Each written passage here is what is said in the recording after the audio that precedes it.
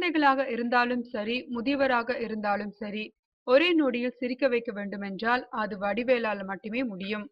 தனது இயல்பான நகைச்சுவை உணர்வால் ஒட்டுமொத்த தமிழகத்தையும் குலுங்க குலுங்க சிரிக்க வைத்த மகா கலைஞன் வடிவேலு.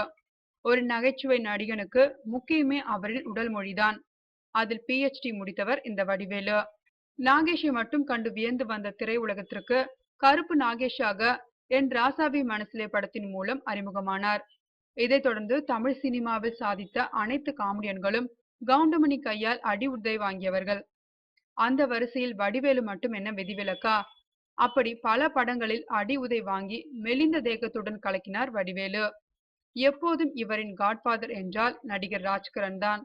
அவர் போட்ட பிச்சை தான் நான் இந்த அளவிற்கு உயர காரணம் என்று வெகுளியாக பல பேட்டிகளில் கூறியுள்ளார் வடிவேலு.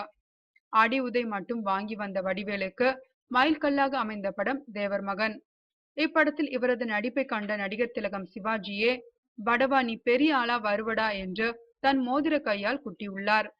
ஒரு காலத்தில் நடிக்க வாய்ப்பு தேடி தேர்ந்த இவரது கால்கள் பிற்காலத்தில் ஒரு வருடத்திற்கே 20 முதல் 25 படங்கள் வரை நடித்து இவரை தேடி வரும் தயாரிப்பாளர்களின் கால்கள் தேய ஆரம்பித்து விட்டது.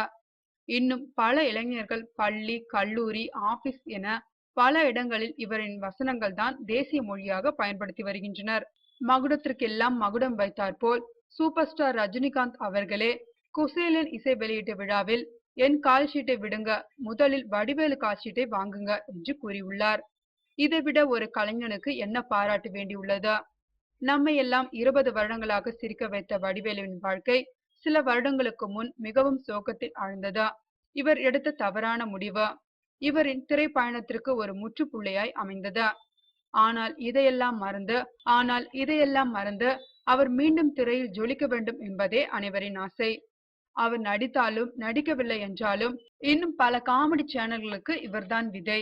இந்த விதை மீண்டும் நாளை ஆலமரமாக வளர வாழ்த்துக்கள்.